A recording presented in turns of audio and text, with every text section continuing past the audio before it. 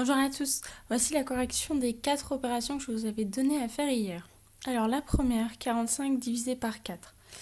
Le diviseur est 4, le dividende est 45. La question est qui est-ce qu'on doit choisir? Est-ce qu'on prend que le 4 pour travailler ou le 45? En fait, le 4 suffit puisque le 4 est égal à mon diviseur. Donc je vais prendre le 4.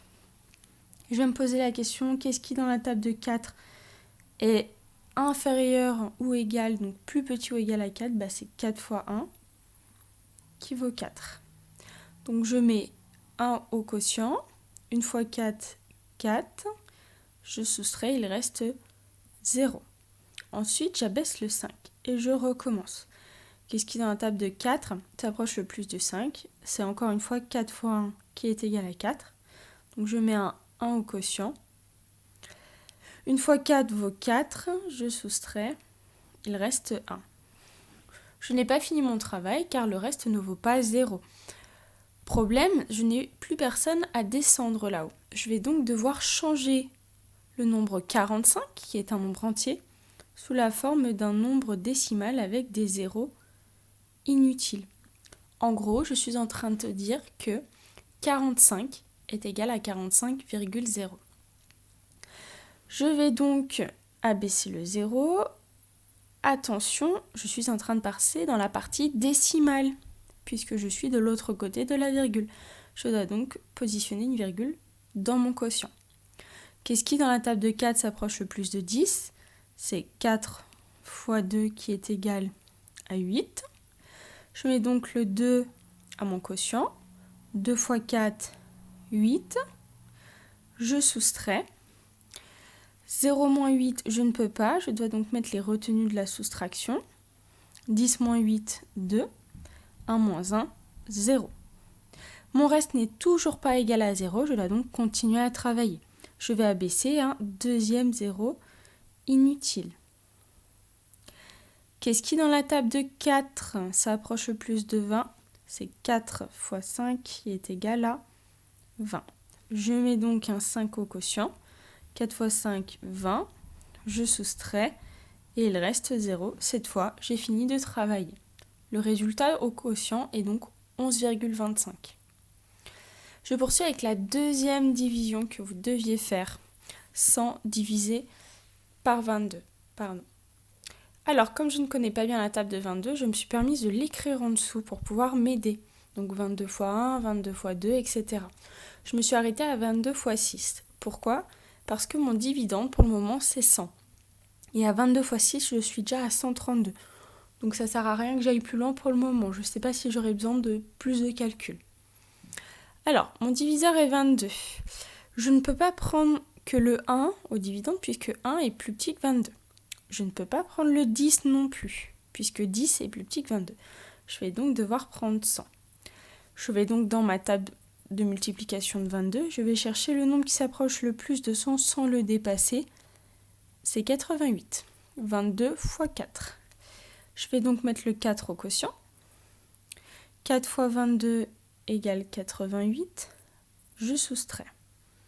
0 moins 8, c'est impossible. Je mets donc les retenues de la soustraction. 10 moins 8, 2. 0 moins, attention, ici c'est 8 plus 1. Ce n'est pas 18, c'est 8 plus 1 égale 9. Donc 0 moins 9, c'est impossible. Je remets les... Alors, hop, je vais bouger mon moins. Hop, je remets les retenues de la soustraction. 10 moins 9, il reste 1. 1 moins 1, il reste 0. Puisque mon reste n'est pas égal à 0, je vais donc vouloir travailler encore. Même problème que tout à l'heure, je n'ai personne à descendre. Je vais donc transformer le nombre entier 100 en nombre décimal égal à 100,0. J'abaisse le 0. Attention, je viens de passer de l'autre côté de la virgule dans la partie décimale. Je dois donc positionner une virgule à mon quotient. Ensuite, je poursuis. Qu'est-ce qui, dans la table de 22, s'approche le plus de 120? Je vais voir en bas. Hop, c'est 110 parce que 132 est trop grand. Donc, c'est 5 fois 22 qui vaut 110. Je soustrais 0 moins 0, 0. 2 moins 1, 1. 1 moins 1, 0. Mon reste n'est toujours pas égal à 0. Je vais donc vouloir abaisser un 0 inutile supplémentaire. Et attention, on arrive à 100. Et je remarque que j'ai déjà travaillé avec 100. En fait, on va venir faire une répétition. C'est-à-dire que mon quotient ici, il ne va jamais s'arrêter. On va avoir des 4 et des 5 qui vont s'enchaîner les uns après les autres. Je vous montre. Qu'est-ce qui dans la table de 22 s'approche le plus de 100 ? Bon, comme tout à l'heure, c'est 22 fois 4 égale 88. Donc je mets 4 à mon quotient. 4 fois 22, 88. Je soustrais, on l'a fait tout à l'heure, 100 moins 88, il restait 12. J'abaisse un autre 0 inutile, je retombe sur le 120 qui est là. Qu'est-ce qui dans la table de 22 s'approche le plus de 120 ? Encore une fois, c'est 22 fois 5, qui fait 110. Je soustrais, il reste 10. J'ajoute un 0 inutile, etc. Je retombe sur le 100. Donc là, je vais remettre un 4, et puis je vais remettre un 5, et puis un 4, et puis un 5, etc. Nous venons de trouver un quotient qui ne s'arrêtera pas. On dit qu'il est non décimal. Je suis un nombre décimal si ma partie décimale s'arrête. Mais là, comme ma partie décimale ne s'arrête pas, je ne suis pas un nombre décimal. Dans la suite du chapitre, nous verrons comment approcher ces solutions, trouver des nombres qui les approchent le plus facilement possible. Nous allons donc maintenant passer à la deuxième partie, avec des dividendes qui sont des nombres décimaux, des nombres à virgule. Premier calcul, donc 75,8 divisé par 4. J'ai 4 au diviseur. À mon dividende, je vais prendre 7. Qu'est-ce qui dans la table de 4 s'approche le plus de 7 ? C'est 1 fois 4 qui vaut 4. Je soustrais 7 moins 4, il reste 3. Et j'abaisse le 5. Qu'est-ce qui dans la table de 4 s'approche le plus de 35 ? Alors, c'est 4 fois 8 qui vaut 32. On soustrait. 5 moins 2, 3. 3 moins 3, 0. J'abaisse ensuite le 8. Attention, je viens de passer de l'autre côté de ma virgule. Je suis donc dans la partie décimale. Je dois donc placer une virgule ici. Qu'est-ce qui dans la table de 4 s'approche le plus de 38 ? C'est 4 fois 9 qui vaut 36. Je soustrais 8 moins 6, 2. 3 moins 3, 0. Mon reste ne vaut pas 0, je poursuis mon travail.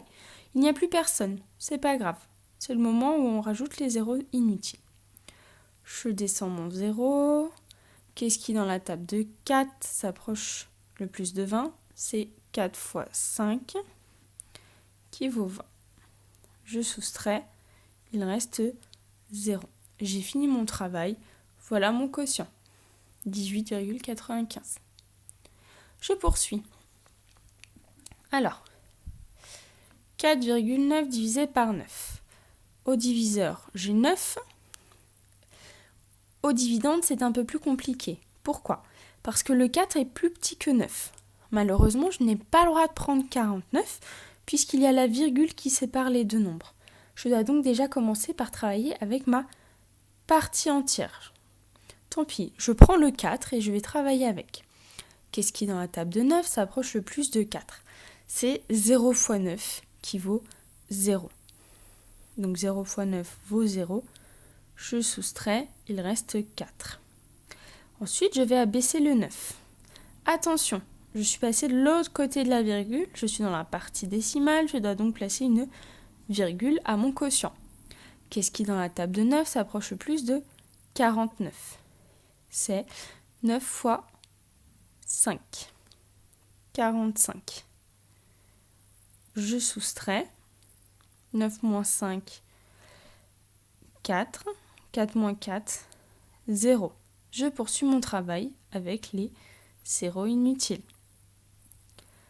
Qu'est-ce qui dans la table de 9 s'approche le plus de 40?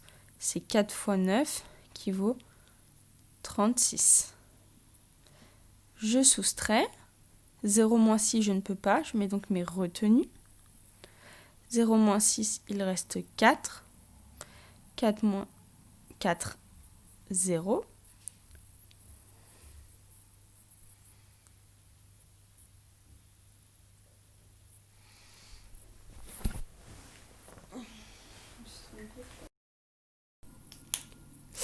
On remarque une répétition qui arrive. C'est-à-dire que comme on a 4 au reste, on va ensuite mettre un 0 inutile. Et on retombe sur le 40 qui est là. Donc, pareil, on va vouloir soustraire 36 encore ici. En mettant 4 au quotient. Sauf que 40 moins 36, ça fera encore 4, etc. Nous avons donc une répétition qui arrive. On arrive sur un quotient qui vaut 0,5, 4, 4, 4, 4, 4, etc. Encore une fois, mon quotient est non décimal.